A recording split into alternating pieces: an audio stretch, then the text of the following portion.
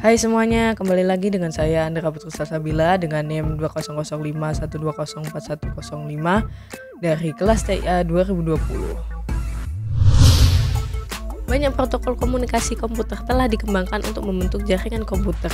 Beberapa protokol yang umum antara lain Transmission Control Protocol atau TCP, Hypertext Transfer Protocol atau HTTP, User Diagram Protocol atau UDP, dan lain sebagainya. Dengan banyaknya protokol komunikasi yang ada, kita semakin dimudahkan untuk melakukan kegiatan dengan menggunakan komputer. Selain itu, protokol komunikasi juga dibutuhkan untuk mengawasi dan menganalisis informasi dari paket data apa saja yang sedang dikirim ataupun diterima pada lalu lintas jaringan yang kita gunakan. Tapi, apa kalian paham tentang apa itu standarisasi jaringan komputer?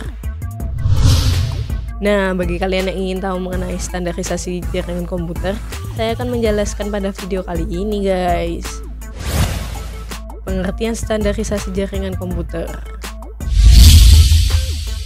Standarisasi jaringan komputer merupakan sebuah aturan protokol jaringan komputer yang digunakan agar memudahkan komunikasi satu sama lain dan membuat suatu pekerjaan dapat berjalan dengan mudah dan baik.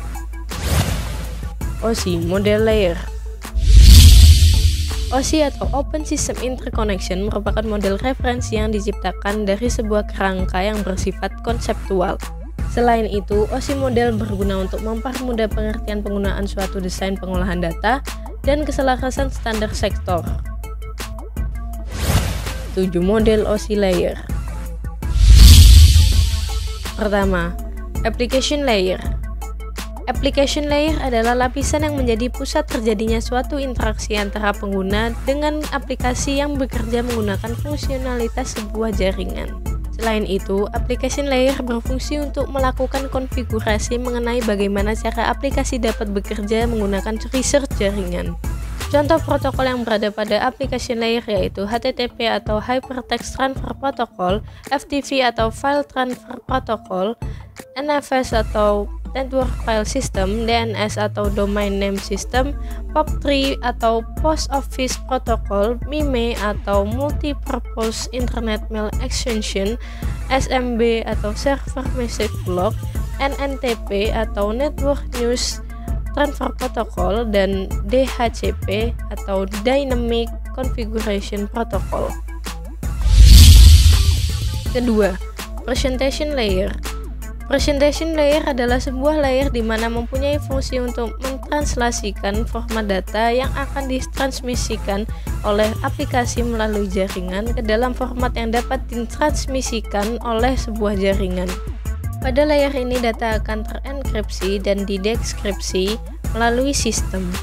Contoh protokol pada presentation layer yaitu Telnet, SMTP atau Simple Mail Transfer Protocol, dan SNMP atau Simple Network Management Protocol. Ketiga, Session Layer. Session Layer adalah lapisan yang berfungsi untuk mendefinisikan bagaimana sebuah koneksi dapat dibuat, dikelola, dan dikembangkan. Contoh protokol pada Session Layer yaitu NetBIOS, NetBEUI atau NetBIOS Extend User Interface, ADSP atau AppleTalk Data Stream Protocol, PAP atau Printer Access Protocol, dan SPDU yaitu Session Protocol Data Unit. Keempat, Transport Layer. Transport Layer adalah lapisan yang harus dilewati saat akan terhubung dengan perangkat lain. Transport layer berfungsi untuk memecahkan data menjadi paket-paket data serta memberikan nomor urut untuk setiap paketnya agar nantinya dapat disusun kembali saat sampai pada tujuan. Contoh protokol pada transport layer yaitu TCP atau Transmission Control Protocol dan UDP atau User Datagram Protocol. Kelima, Network Layer. Network layer adalah layer yang bertugas untuk membuat header untuk paket yang berisi informasi IP atau Internet Protocol, baik IP pengirim atau IP tujuan data. Selain itu, network layer juga melakukan proses routing melalui internetworking dengan menggunakan bantuan router dan switch. Contoh protokol pada network layer yaitu IP atau Internetworking Protocol, ARP atau Address Resolution Protocol, RARP atau Reverse Address Resolution Protocol, ICMP atau Internet Control Message Protocol, dan IGMP atau Internet Group Message Protocol. Keenam, Data Link Layer. Data link layer adalah salah satu dari ketujuh macam layer atau lapisan yang terdapat pada OSI Reference Model for Open Networking. Data link layer bertugas untuk menentukan setiap bit data yang dikelompokkan menjadi sebuah format yang disebut dengan frame. Pada layer ini juga terjadi koreksi kesalahan, flow control, pengalamatan hardware atau perangkat keras seperti halnya MAC address atau Media Access Control Address. Selain itu, data link layer menentukan bagaimana perangkat jaringan seperti hub, repeater, bridge, and switch dapat beroperasi.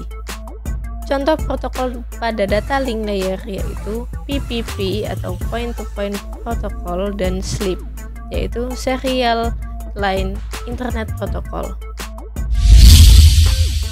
Ketujuh, Physical Layer.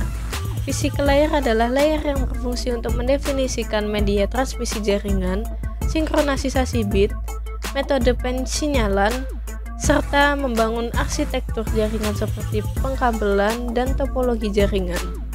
Selain itu, physical layer merupakan layer untuk mendefinisikan mengenai bagaimana sebuah NIC atau Network Interface Card dapat berinteraksi secara langsung dengan media kabel dan perangkat radio untuk setiap pengiriman data melalui tiap layer. Pada physical layer tidak memiliki protokol yang spesifik karena pada layer ini hanya mengirimkan bit-bit data. TCP dan UDP. TCP atau Transmission Control Protocol adalah protokol yang paling umum digunakan untuk internet karena dianggap lebih baik. TCP sering berkaitan erat dengan protokol TCP atau IP karena bekerja sama dalam komunikasi data.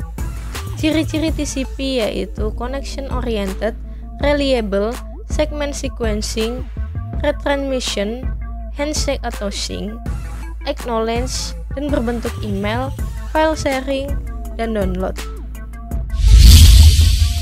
UDP atau User Data Protocol adalah bagian protokol yang masih menggunakan sistem lapisan transport TCP atau IP yang memiliki karakter unreliable tanpa koneksi antara satu dan beberapa host dalam jaringan TCP atau IP. UDP digunakan untuk melakukan berbagai aktivitas transfer data dengan sangat cepat. Ciri-ciri UDP yaitu connectionless, base effort, no sequencing, no retransmission, no handshake, no acknowledgement, dan berbentuk voice streaming atau video streaming. Well-known port atau reserved port. Well-known port atau reserved port adalah port standar atau port umum yang sudah ditetapkan oleh IANA atau Internet Assigned Number Authority yang memiliki jangkauan 0 hingga 1023. Selain itu, well-known port atau reserved port hanya dapat diakses oleh sistem account atau root account. Register port. Register port adalah port yang digunakan oleh vendor komputer atau jaringan yang berbeda yang memiliki jangkauan 1024 hingga 49151 untuk mendukung aplikasi dan sistem operasi yang mereka buat. Register port dapat diakses dengan program aplikasi yang digunakan oleh user account. Anyways, cukup sampai di sini video mengenai standarisasi jaringan komputer. Sampai jumpa.